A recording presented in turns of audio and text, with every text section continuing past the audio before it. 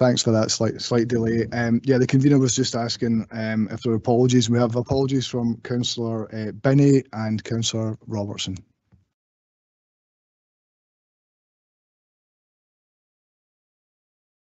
Thank you, Brian. Can I ask if there are any declarations of interest? No declaration. Thank you.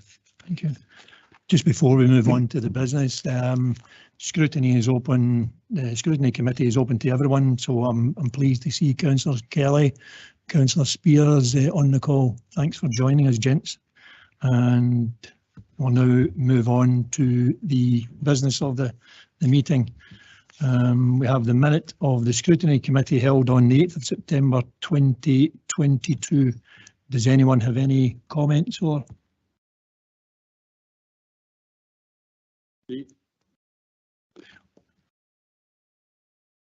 And I think there's general agreement, convener, that's been agreed as a correct record. Thank you. Thank you, Provost. Councillor Forrest, thank you. We'll now move on to the rolling action log, and I'll open it up if anyone has any questions regarding the issues that may have arisen from the rolling action log.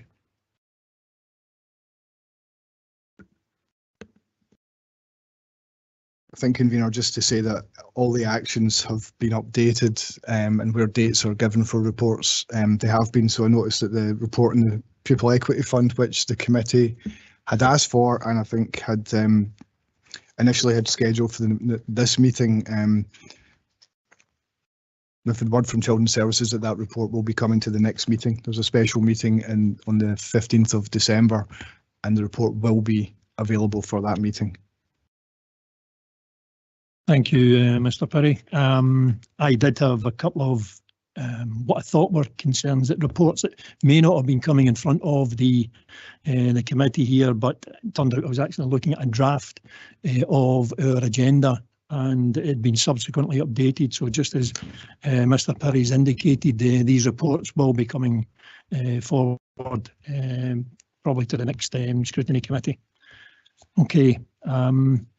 If we can then move on to the only item really on the agenda, the Local Government in Scotland Overview Report.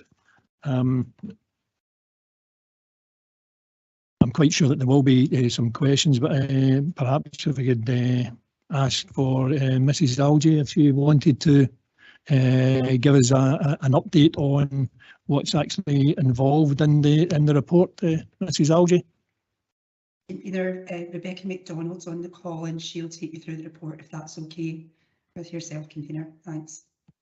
That's absolutely fine. Thank you, Cam. Thanks, convener, and good morning, everyone. This is a paper covering, as the convener said, the Local Government in Scotland Overview Report. We report it to this committee, and it looks back at the Accounts Commission's report published in May of this year, and there is a link to that report in the paper.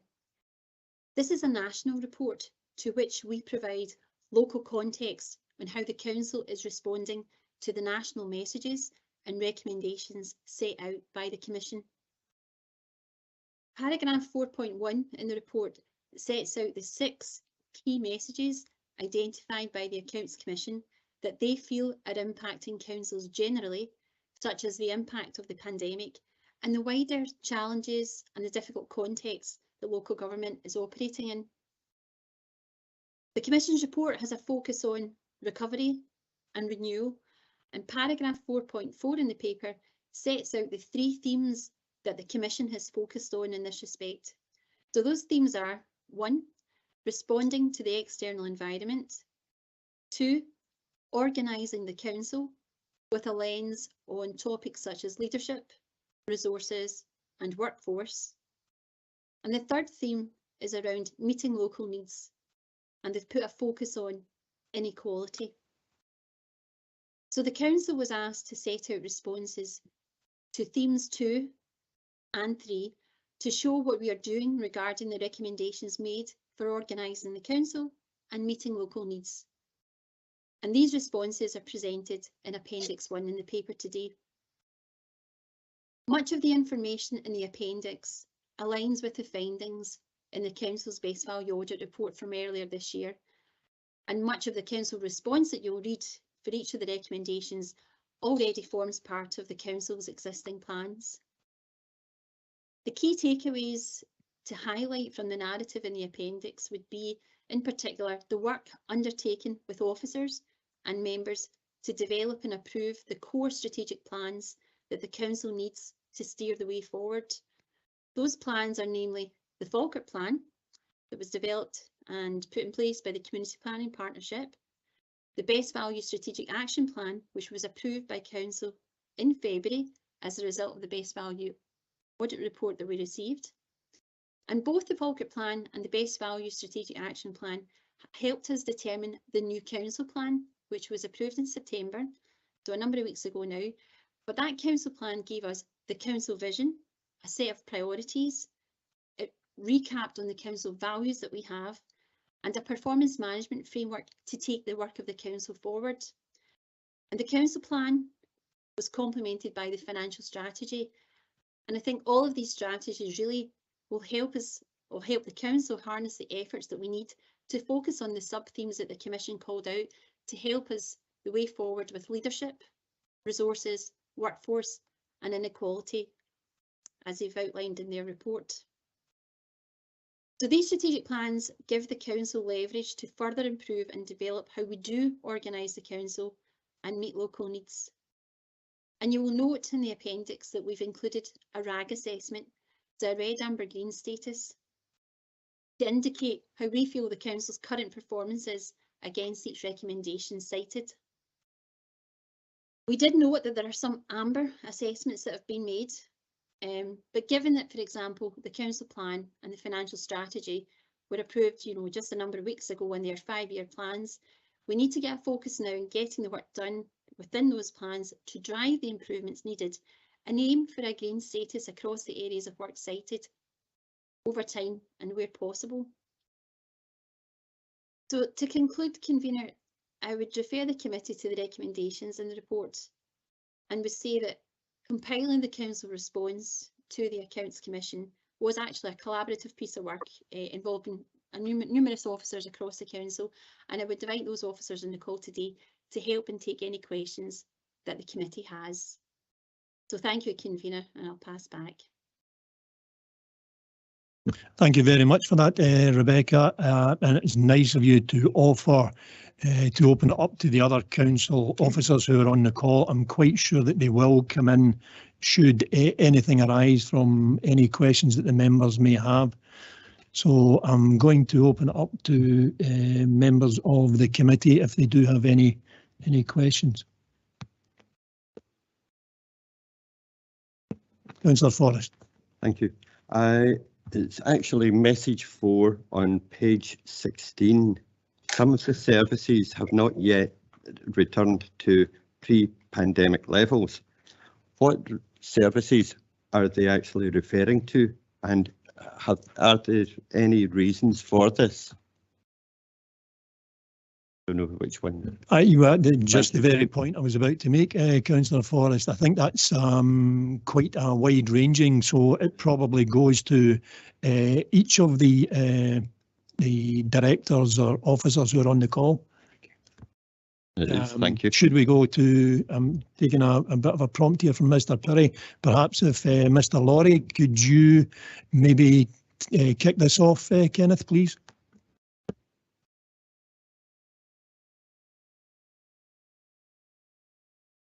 Thank you, Convener, and morning, everyone.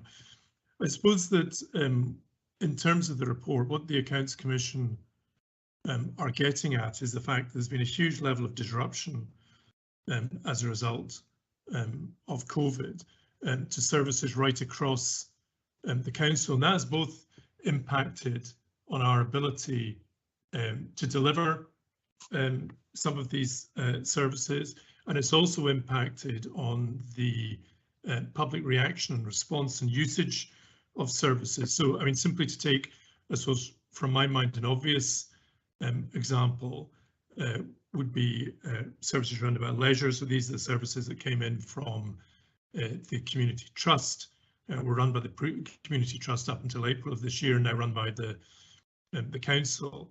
And clearly during the period of the pandemic, these services for long periods weren't being used, and the return to these the use of services has taken time. And that's partly about our ability to open them up and run these services again. And it's partly about the public's willingness to re-engage in some of these services. So that's just one example. And I suppose just to pick perhaps one other before directors might want to come in and comment, think about the impact of the pandemic in relation to health and social care, and the demand for services, the pressure on, well, particularly staffing resources in relation to, for example, social care, where we still have significant numbers of vacancies which we're unable to fill. I think the last time I heard it was in the region of 100, and that has a huge impact on our ability to deliver services to the public. So what I think the Accounts Commission is reflecting is the kind of the dislocation in the economy, in society, which resulted from the pandemic, the impact that has had on services, on public use of services, on workforce, and the fact that we then need to change our model, change our approach, and respond to these challenges. So, Convener, that's perhaps a very broad response to that, but I'll perhaps pass on to others who may want to talk about specific services in their area. Councillor Forrest, do you have any? Thank you for that very full answer. I thank you very much for that.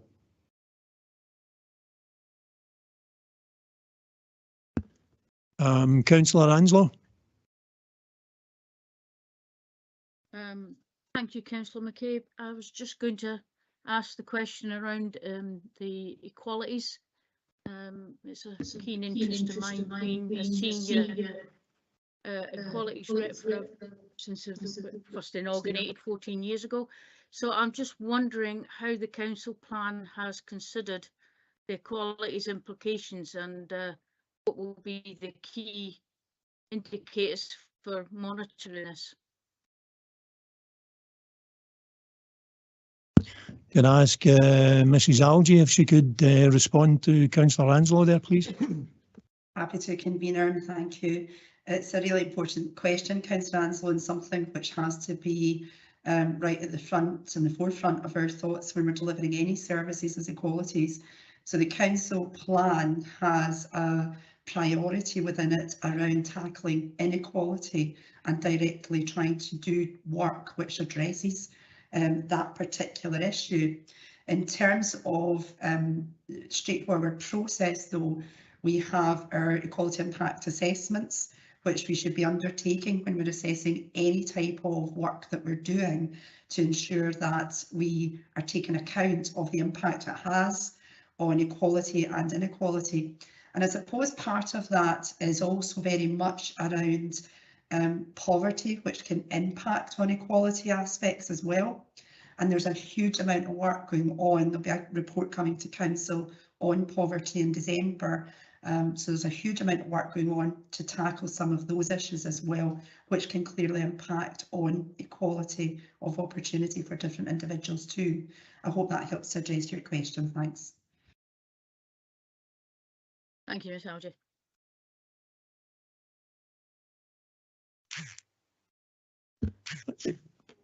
I think we will be asking some further questions on the equality impact assessments. Does anyone else have any questions that they would like to perhaps lead on that?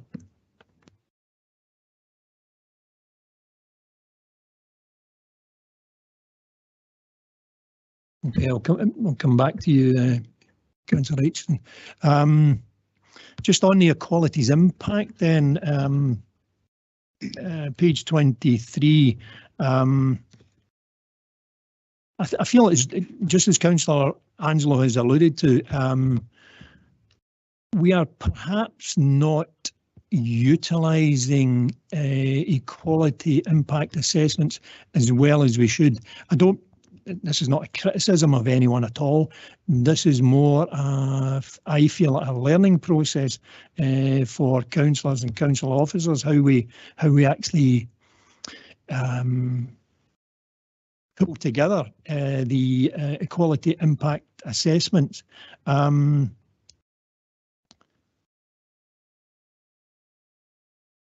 suppose I think as a way forward, what I'd be looking at is that councillors perhaps become more proactively involved with council officers when equality impact assessments are coming in front of us for any agenda item at all. I'm just wondering, I'm thinking perhaps, Mr. Laurie, if you could maybe respond. Do you feel that council groups should be perhaps meeting earlier with council officers to discuss the formulation of equality impact assessments, just so that we're satisfied that the information which comes through the impact assessments is fully assessed by councillors before they're being presented as addendums or supporting material to reports, so that we don't come along at such a later stage and the equality impact assessment is almost sidelined. Do you feel it would be beneficial perhaps if we did have earlier discussions between council officers compiling the reports before those reports are eventually presented to council? Thank you, Convener. I mean, it's an interesting question. I mean, I suppose my the broader view, and it was set out in the response to Valley. It's reflected in this report because of the training opportunities we're putting in place with officers and members. There's another training session, I think in December, that are bringing officers and members together to explore issues around about equalities. And I guess that's the place to fully have a fuller discussion round about that.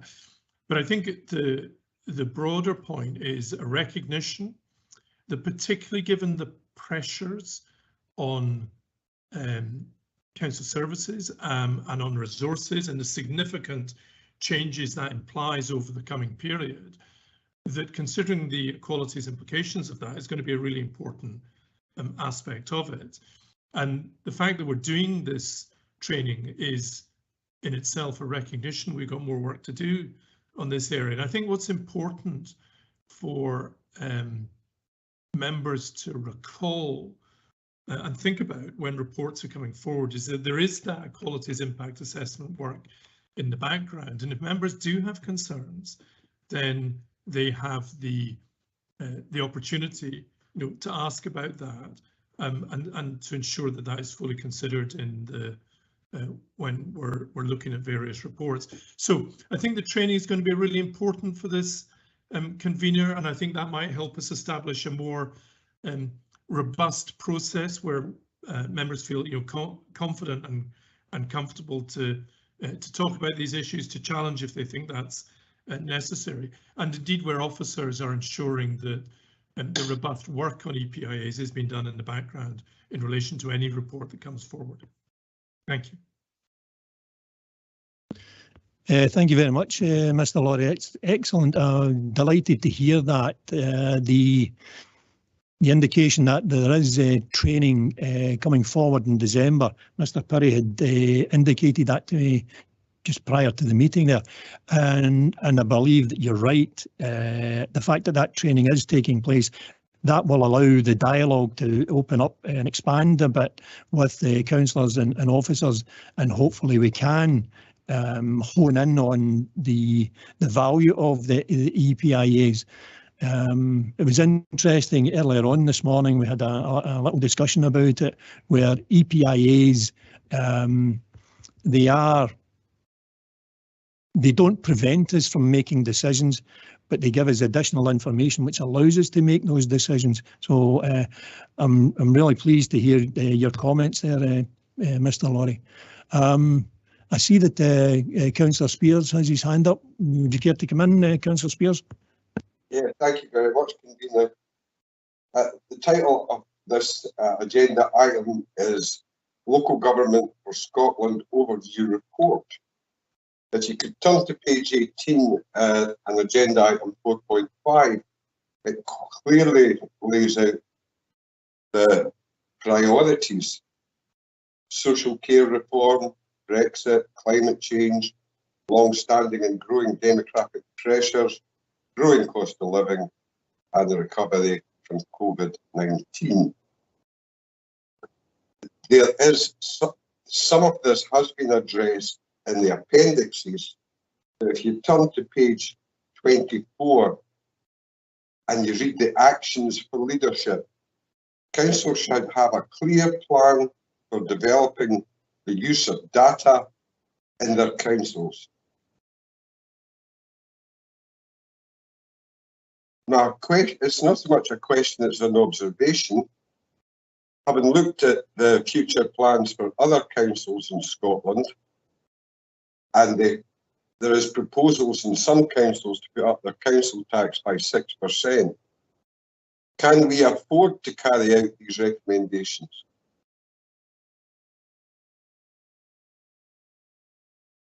And I would like to have seen a fuller explanation of how we wish to carry that out. Thank you, Councillor Spears. I think that's a question for the Chief Executive, Mr. Laurie. Would you like to come back and respond?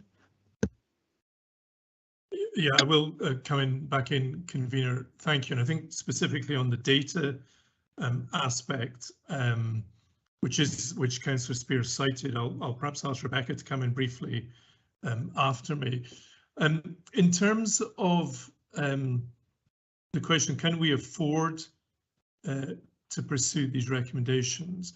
And the recommendations, as Rebecca said in her introduction, relate to all local authorities, but I think we recognise the relevance of them to us. And as was said, you know,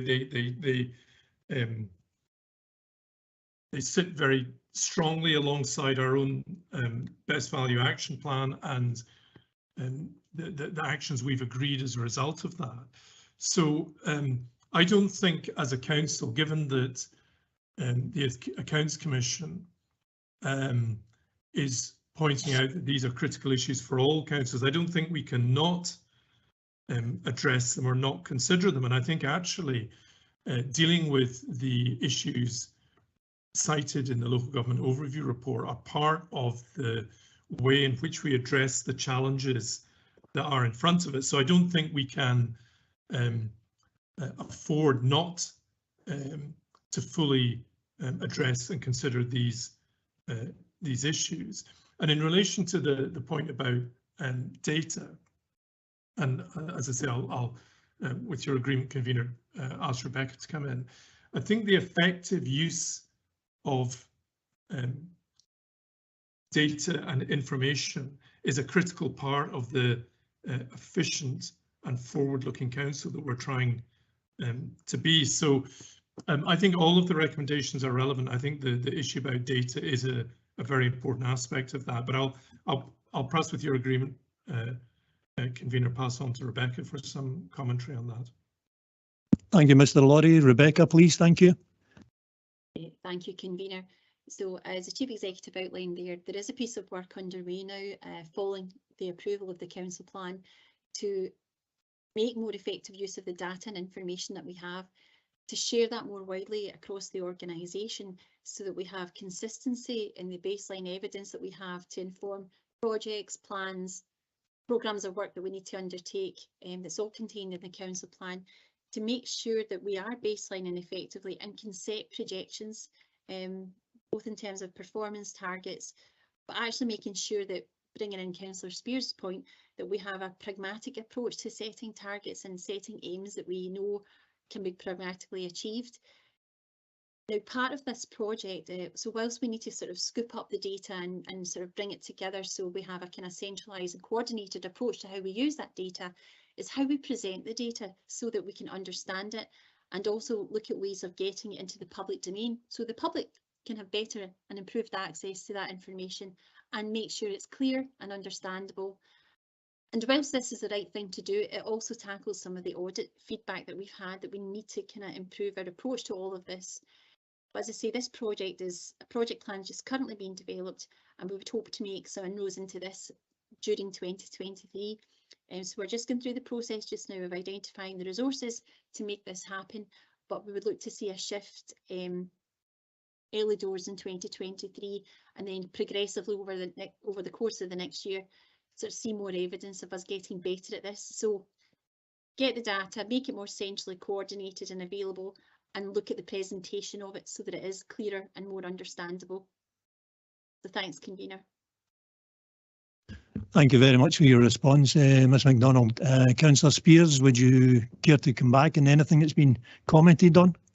No, thanks for the comments, but I did, as a spectre at the end, raise the cost of this, and nobody's really answered how they hope to address that.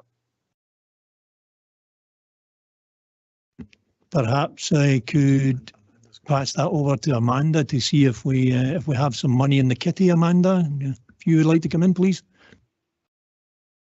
Thank you, convener. I'm not sure if I can say we've got money in the kitty. I think what I would see is we are trying to look at the range of data that we have across the systems, and we're trying to work out how we can perhaps organise and bring together some of that data and information in a more sort of efficient, streamlined way. So I think at this stage, our focus is trying to do as much as we can with the resources we have.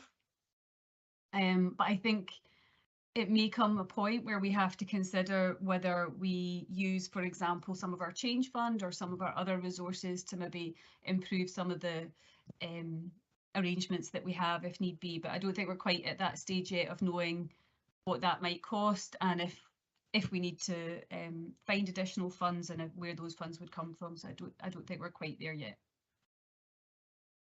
Thank you, Mrs. Templeman.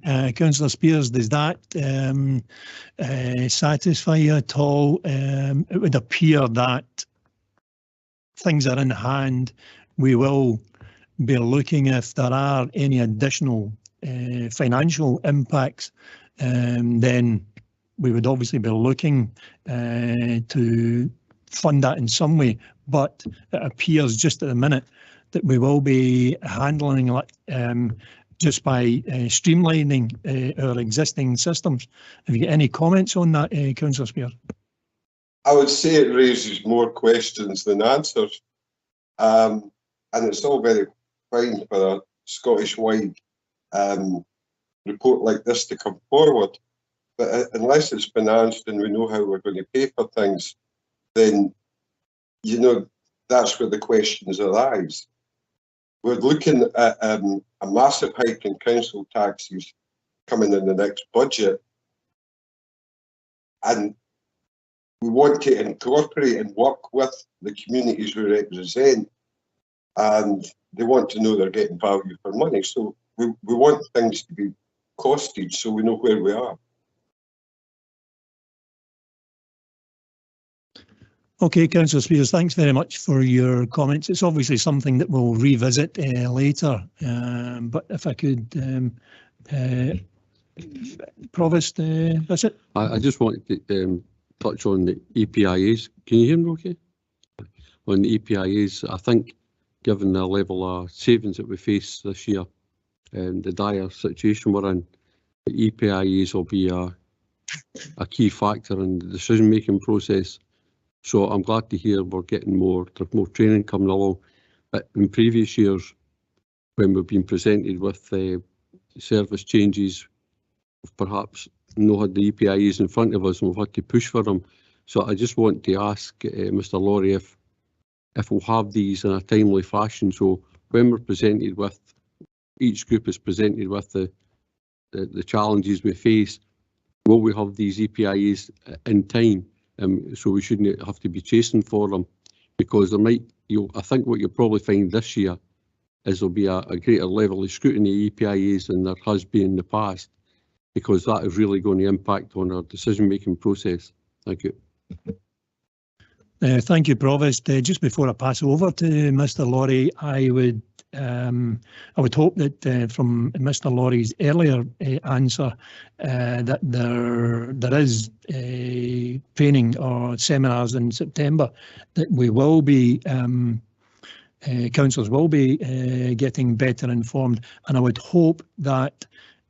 As I said, I think at the beginning of the meeting, it's a kind of learning process for us here, where we are councillors are engaging, or will be engaging more and possibly earlier with officers. So I think we are on the right track, but I'll open it up to Mr. Laurie to respond to you. Could I just add that I think it's going to be interesting to find out how an EPIA is actually formulated and how officers go about collecting the data and pulling that together to actually arrive at that the impact statement, so we know how it's done. I think in the past we've been presented with it and we've perhaps never really questioned it. But I think where we are, I think we will be questioning that really.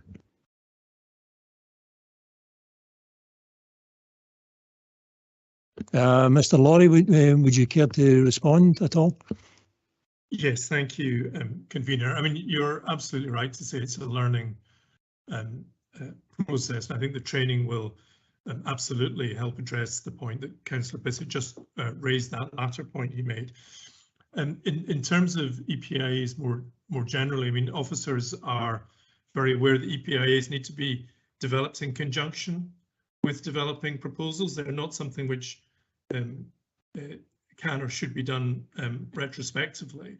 And the training, of course, is emphasising and will emphasise the importance of that. So I think in terms of the budget proposals, and Councillor Bissett, of course, is right that given the sheer scale of the reduction in resources which the council will face next year, this the kind of decisions that will be coming before councillors over the next few months are kind of unprecedented compared to what you've seen previously, and that makes the whole issue round about EPIAs particularly important. So recognising the importance of this, and I think that the training will take us to a better place than we've been in previously. Thank you, convener.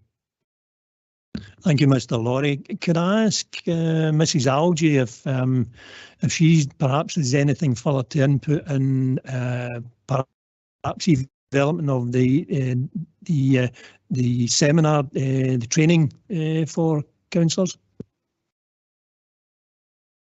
Thank you, convener. Happy to come in on that point. I think the training for councillors, we've already had an event just a couple of weeks ago, which if members were unable to attend, I think Brian kindly sent us all a copy of the video from that. So that provided some really good information on the EPIA process and what it's all about and how we need to take account of that in the decision-making process.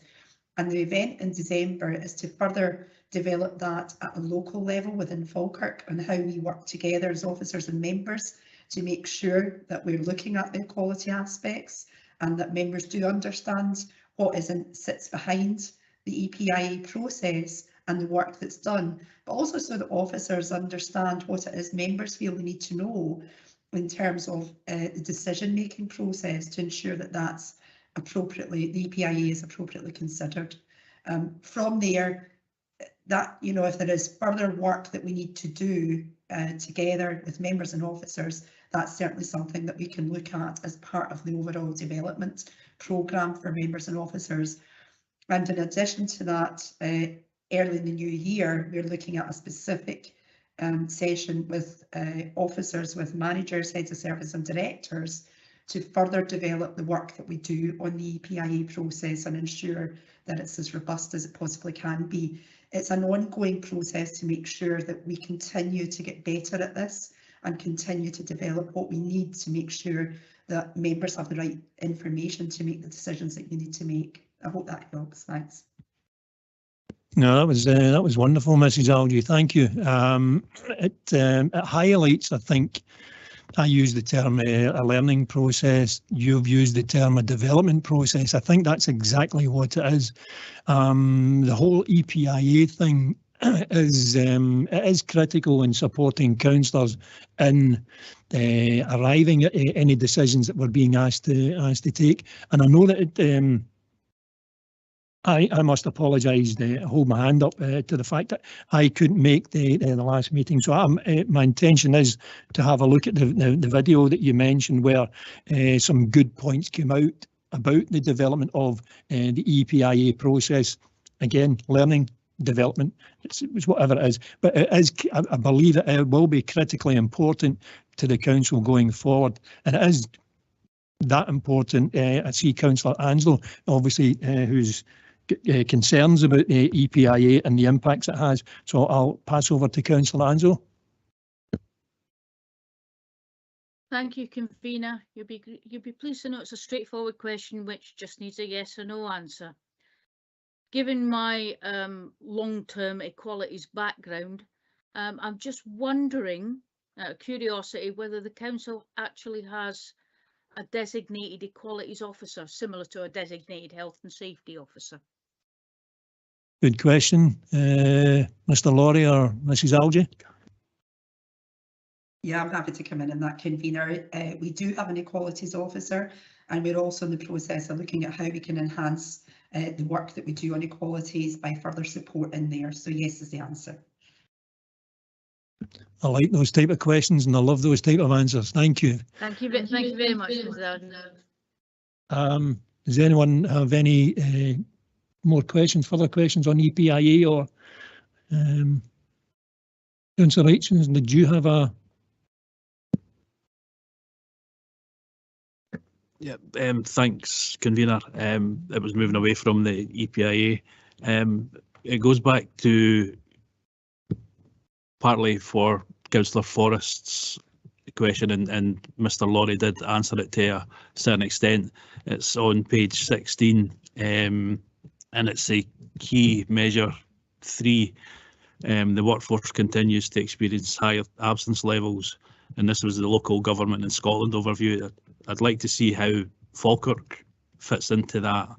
And I take Mr. Laurie's point that due to COVID and things like that, we're now moving away from that. Guidance for isolation has changed, so we should have more staff members back.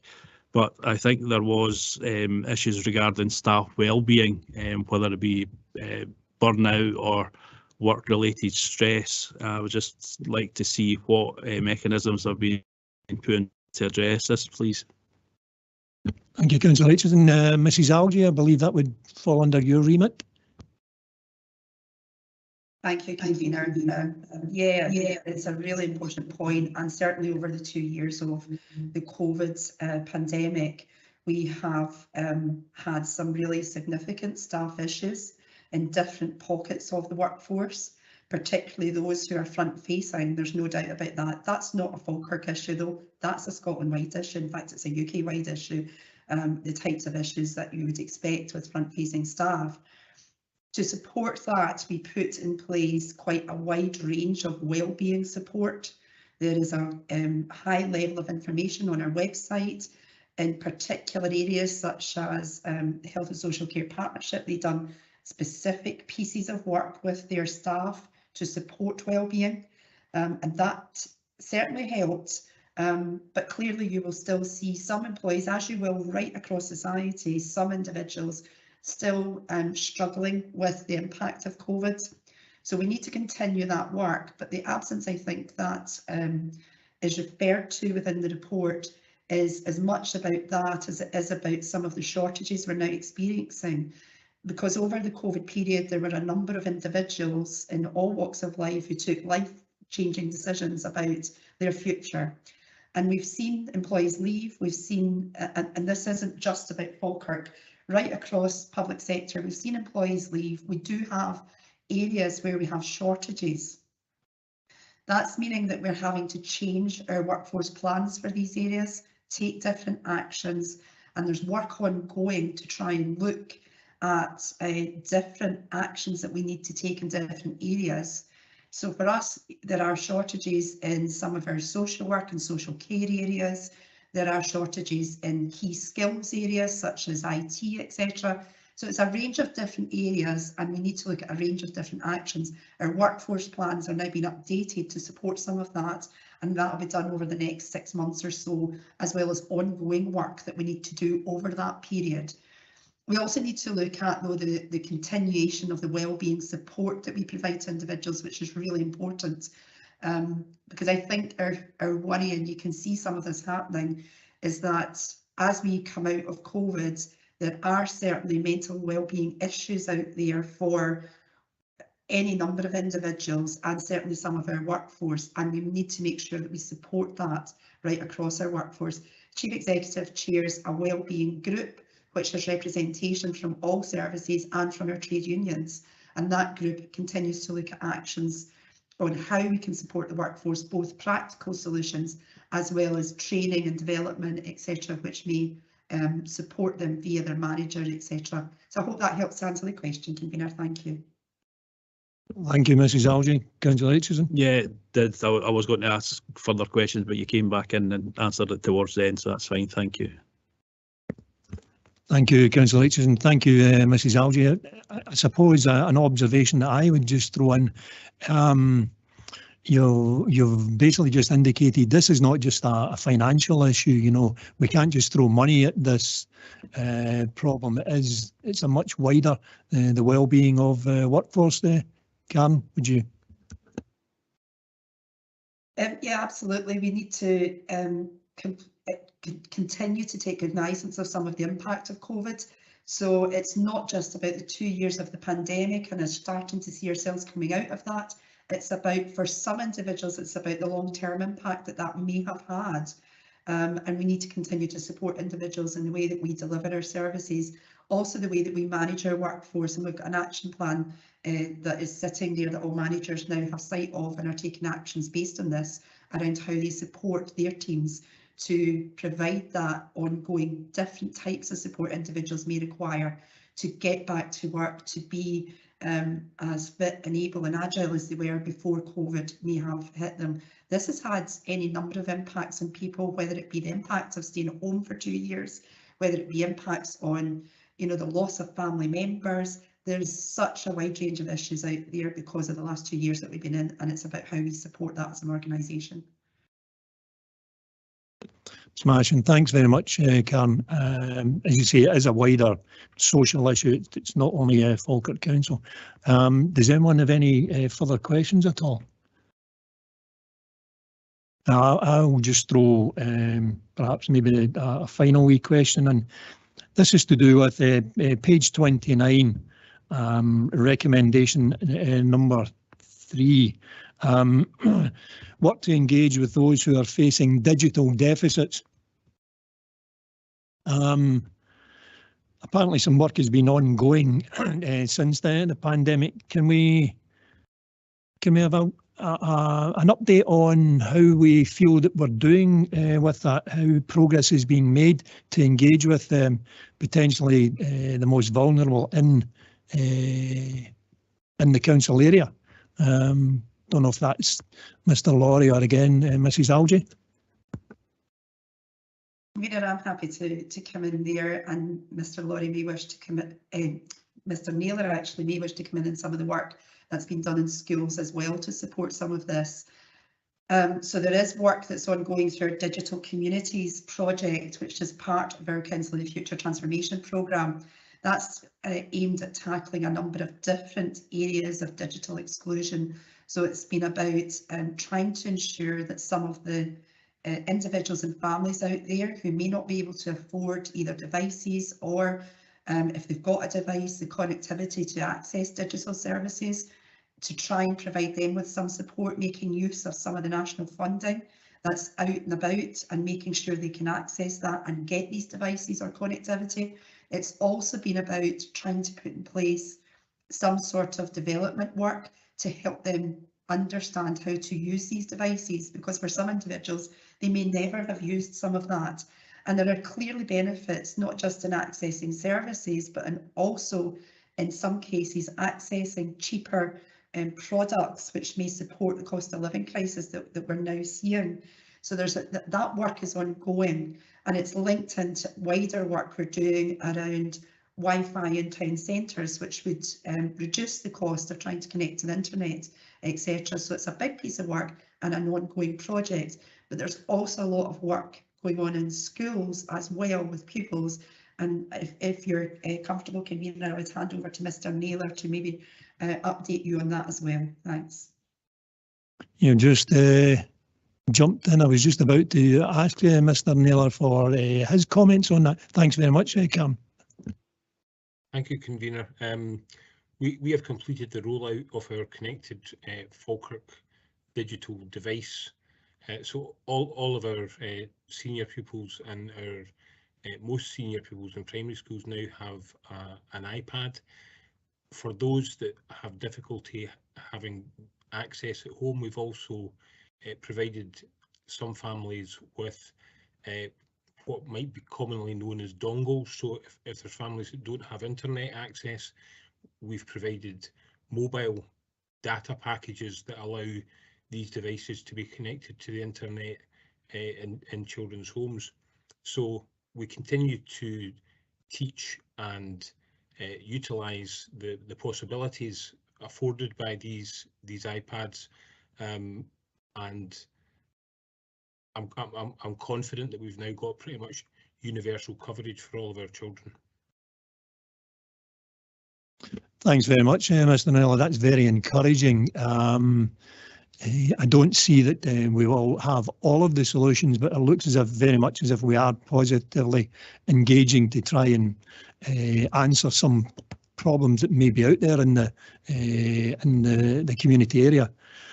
I can move on. I've got another couple of wee questions here. I'll take page 22, recommendation 3. There's a wider leadership development programme has been completed. How do we assess how successful that development programme has been? Maybe Mr. Laurie? Yeah, thank you, Convener. It's a really interesting question, because in our Best Value Action Plan, we've set out quite a number of actions that we're going to take to try and strengthen collaborative leadership within the council, and we're progressing these actions. And some of the sessions we've already spoken about, the joint work on equalities, other shared training sessions. There's a number of actions that we need to take forward, because I think, particularly given the nature and the scale of the decisions that are going to be coming in front of the council in the forthcoming period, the ability to work collectively to find the best solutions, and that's partly about officers working collectively, and I think that's something where we've made a lot of progress with changes in the council over the last year or 18 months, but also the ability of councillors to work collectively to find the best way forward when, as I say, you'll be faced with really difficult decisions over the coming period because of the financial crisis that we're in. I think that really the best measure of whether we've made progress on these is not whether we can tick off the actions in our Best Value Action Plan, but whether we see the evidence that the council is working better in a collaborative cross-party manner. I think we're at early stage in relation to that. I think that collaboration will be really tested in the coming period because of the kind of budget decisions which will be coming forward. But it's something that I think is very difficult to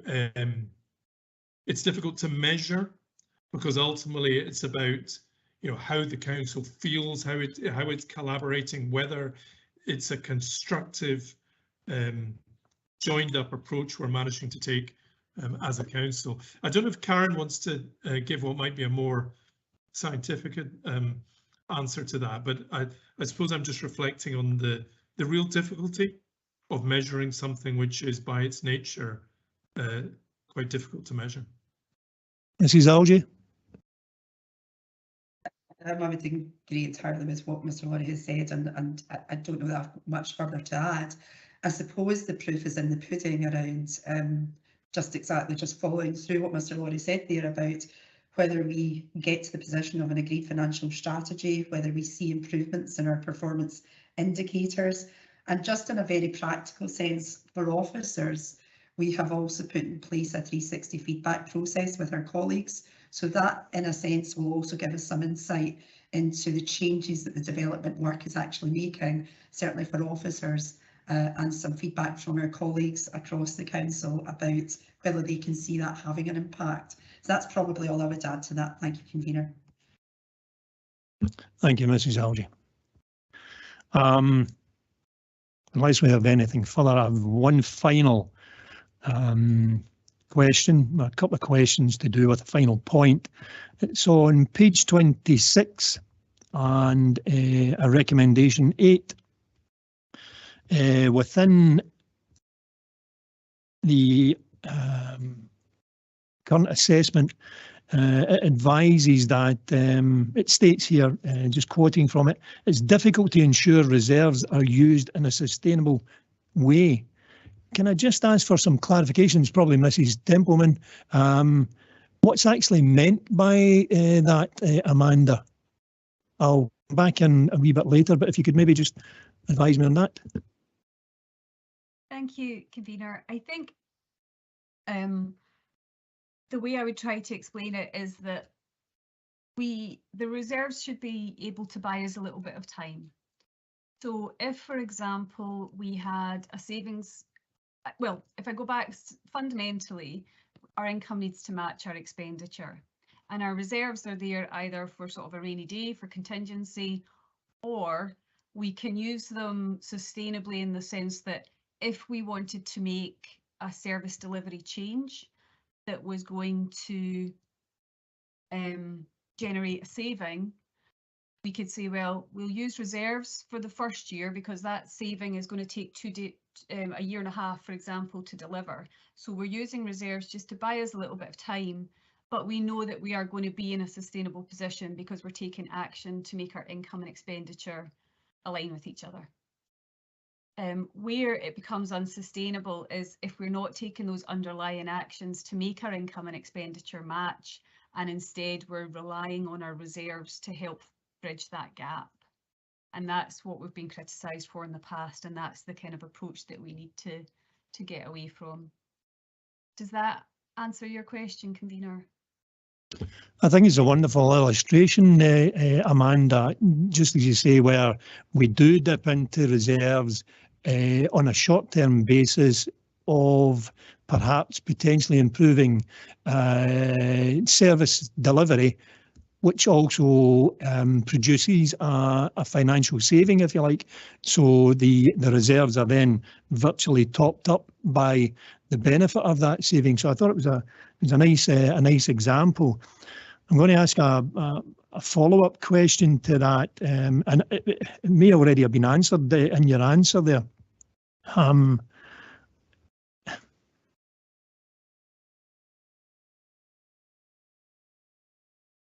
do we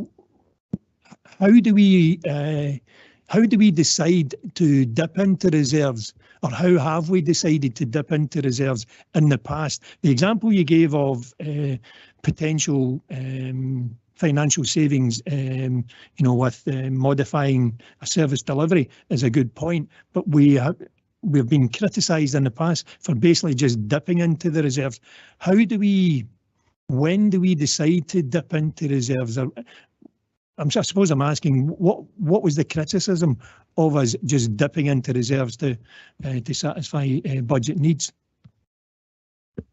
Thank you, Convener. I think it's a good question. The decision to use reserves is usually taken at the budget meeting. I think part of the criticism we've had is that our budgets are very much focused on just getting over the next year and getting the next year's budget approved. So we're not taking that sort of more medium-term view where we can see, for example, that we're taking decisions that may affect the year 2 budget or the year 3 budget, and that will give us some reassurance that we're using those reserves sustainably. Instead, our budgets and our decision making has been very focused on that sort of year to year, just getting the next year out the way. So I think what will support or what will reassure the auditors is if they start to see officers bringing sort of more medium-term decisions to members and members accepting and approving some of those decisions in any case, which suggests that we're taking that more medium-term view rather than just having all decisions come to an annual budget meeting and all those decisions really just being focused on what will happen in the next year. Thank you, Amanda. I think you've you basically answered what was going to be my follow-up question to that. How do we break that cycle? But you've suggested there council officers bring forward a more medium-term approach to budget preparation. Can only be to the good. Councillor Spears, I see your hand up. Could you anything? Thank you. Just an observation to Amanda. Would you say we are approaching a rainy day situation, and that it's all very well to say we shouldn't dip into reserves, but when times are tough, that's what reserves are there for? Or do we intend just to increase the council tax or pursue asset realisation to try and help us through the financial difficulties we're going to be in? I think this is going to be one of the most crucial budgets for the council, and that thank God we've got reserves. So I would suggest the rainy day is here.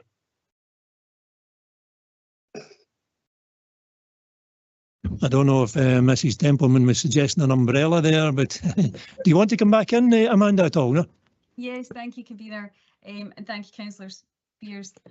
I think part of the difficulty we have is that arguably we could say that we've been facing a rainy day for quite some time.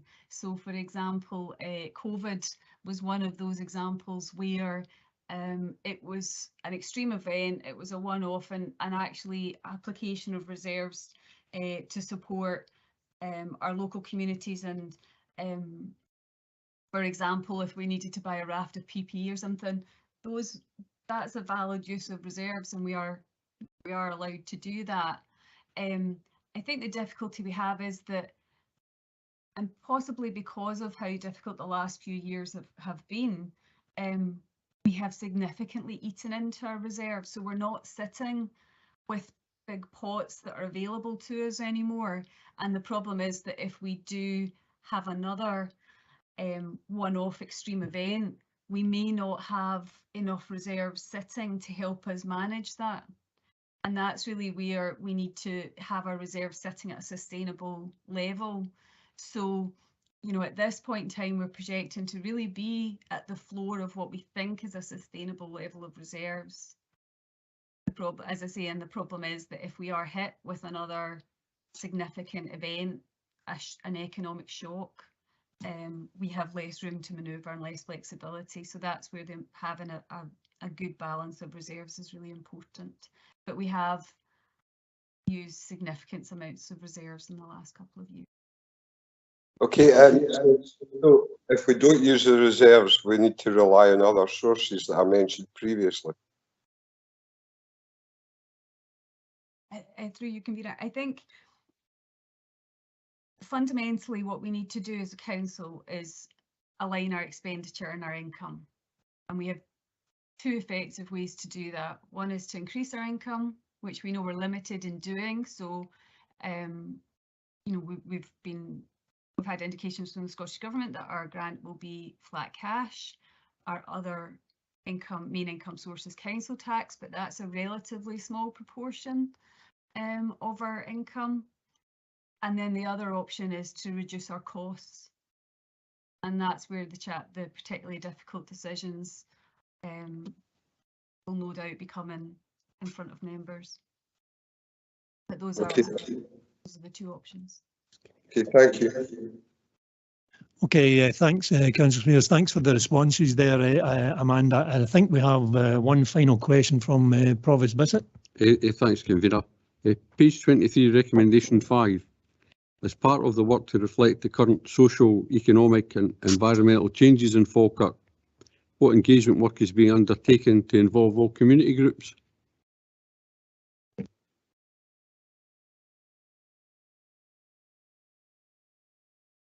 And, I don't know if that would be Mrs. Algie or the Chief Exec, probably Mrs. Algie, I think. Thank you, Convener. It's a really important point, Convener, and I think there's work that does need to be done on different aspects of the options that will come forward to members. So we do have a communities team. Members will hopefully be aware of that, and that communities team continues to work with our communities on different aspects. But as we go through our budget process, that's where we need to ensure that we're taking the right matters out to our communities for appropriate engagement. So the example would be the library plan that we spoke to members about a couple of weeks ago at council, where we're now going out to communities to engage on what they feel we should be doing to make our libraries more efficient, but to still deliver a library service. So it's that type of work that we continue to do. And that is also forming part of the discussions that officers are having on the various budget options that we're considering to address the challenges that we face ahead of us. I hope that helps answer the question. Thank you. Provost Bissett. Aye, that's fine. Just to touch on locality planning, have we got plans for more locality plans across the Falkirk district? I know there was a draft one proposed for Baysford and Langleys, and I think there might have been one for Denny. Have we got plans to look at Bowness and Grangeworth as well, for example? Karen. Thank you, Convener. The team are certainly working with all the different community groups, so they will aim to develop as many of these plans as we can in terms of what the communities want. Convener, if it's acceptable, what I can do is maybe get one of the communities team to arrange for a committee to get an update on which plans are out there and which are in progress, if that's acceptable. Thanks. A terrific suggestion, Mrs. Algie. Thank you for that. Provost, anything? No? No, fine. Thanks, Convener. Thank you. Well, if there are no further questions, I don't see any other hands up. Thank you very much, everyone, for your attendance. It's been a very worthwhile exercise today, I think. We obviously will be developing and learning the quality impact assessment. I look forward to the training, and I'll go and look for that video, Mrs. Algie. Thank you very much. Appreciate your attendance, everyone. Thank you.